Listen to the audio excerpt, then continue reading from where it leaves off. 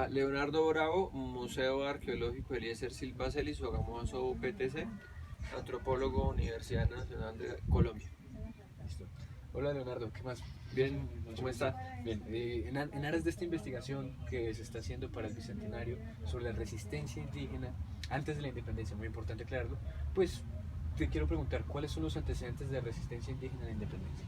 Bueno, es un tema bastante complejo, principalmente por las fuentes de información, porque una de las fuentes más importantes que son los registros escritos, que principalmente durante la época colonial, es decir, desde que comienzan a llegar los españoles a establecerse hasta que ya comienza el conflicto entre, digamos, los españoles criollos y los españoles de España apoyado por Inglaterra, que nosotros llamamos la guerra de independencia, entre comillas, pues los indígenas, digamos que siguieron viviendo y se comenzaron a transformar en virtud de la llegada de los europeos. Pero el registro escrito, digamos que no lo enfoca desde el punto de vista de la resistencia, sino desde el punto de vista de la dominación, ¿sí? Entonces ya para el lector, digamos que es necesario que el estudioso de esos registros históricos, pues digamos que incluya esa perspectiva de la resistencia para poder leer entre líneas y empezar a detectar diferentes sistemas que utilizaron los indígenas de resistencia, porque se puede definir que la resistencia no necesariamente tenga que ser armada o violenta, ¿sí? Hay muchas formas de resistencia cultural, hay unas formas de resistencia genética, por ejemplo. Entonces, cuando nosotros analizamos los pueblos prehispánicos, los pueblos indígenas, por lo menos acá en el altiplano cundiboyacense, vemos que fue muy importante la relación con el entorno, con la naturaleza, con la tierra y con la misma sociedad, ¿sí? Entonces, el poderse sentar a hablar, el poder sembrar, ¿sí? El poder caminar por el territorio, el poder llegar hasta una laguna, el poder desarrollar el entrenamiento de los sabedores, ¿sí?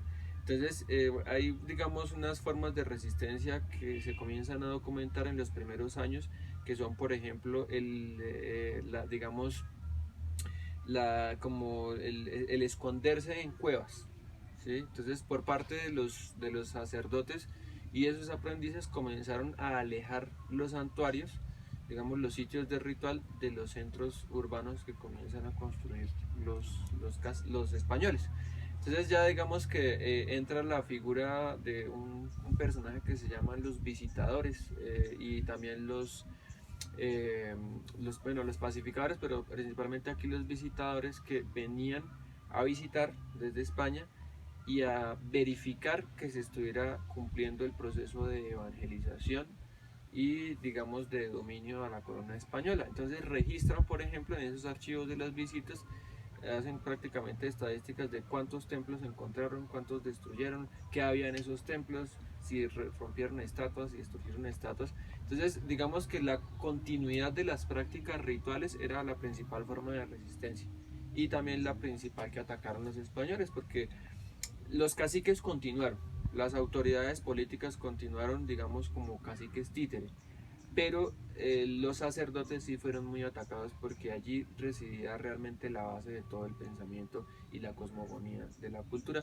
Y como también se trataba de una guerra cosmogónica y religiosa, donde se quería imponer otra forma de pensamiento, otra forma de entender el mundo, digamos que poder continuar con la parte ritual, así fuera a escondidas, era muy importante para poder Un hecho de resistir. resistencia, Sí. sí. Ahora, los indígenas no desaparecieron en el primer día, ni lo fueron evangelizados, ni quedaron hablando español en el primer día, que eso a veces es una visión demasiado simplista.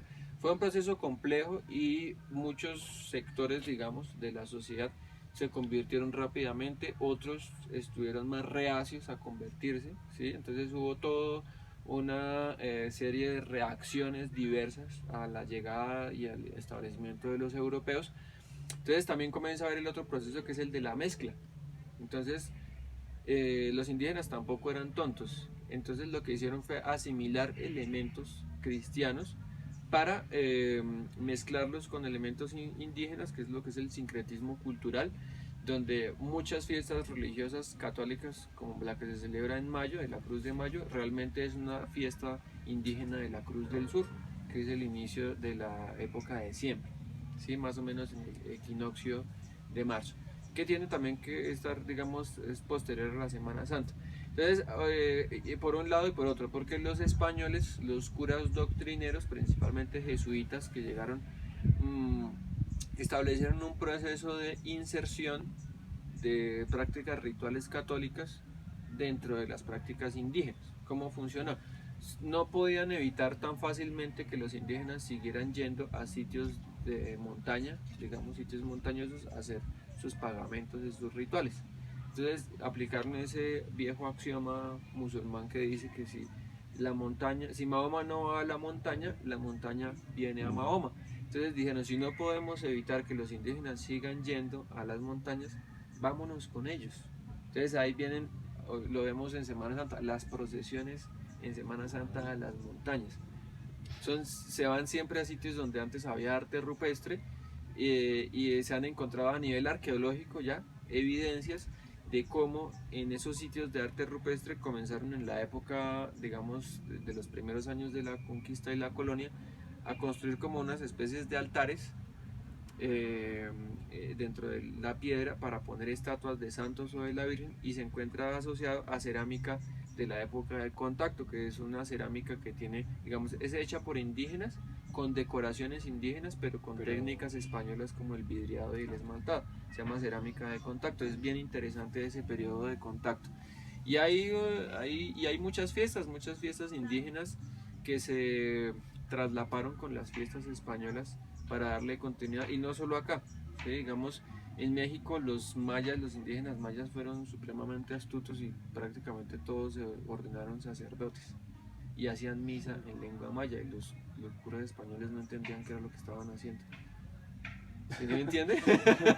Pues eso Sí, sí es resistencia. eso es una resistencia, eso es un tipo de resistencia bastante fuerte que se vive acá. En el arte, por ejemplo, tenemos que mucho del arte colonial, que digamos que al poco tiempo se comenzó a volver realmente arte barroco, ¿sí? Que fue el arte de la contrarreforma y el arte de evangelización, y que fue realmente el arte barroco su florecimiento máximo en América.